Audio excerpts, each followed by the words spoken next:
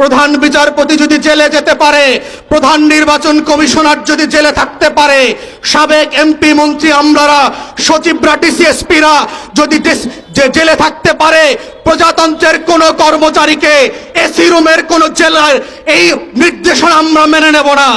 আমাদের বক্তব্য খুব পরিষ্কার, যারা অন্যায় করেছেন, যে ফৌজের মেম্বার হন, তিনি পুলিশের আইজি হন, তিনি র্যাবের ডিজি হন, তিনি সেনাপ্রধান হন, প্রজাতন্ত্রের কর্মচারী থেকে শুরু করে সবার জন্য রাষ্ট্রের আইন সমান।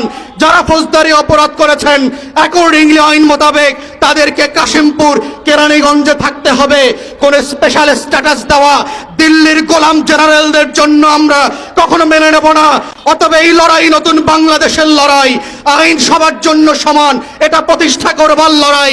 এবং আমরা চিফ প্রসিকিউটর থেকে শুরু করে স্বরাষ্ট্র উপদেষ্টাকে বলছি, গোলামীর রাজনীতি চলবে না। বাংলাদেশের আইন যদি সবার জন্য সমান হয়, রিকশাওয়ালাকে কেন তার বাড়িতে থাকতে দেওয়া হয় না জেল হিসাবে? কেন টং দোকানদারকে থাকতে দেওয়া হবে না? কেন অন্যদেরকে থাকতে দেওয়া হবে না যার খুশি মতো? এইভাবে রাষ্ট্র চলবে না।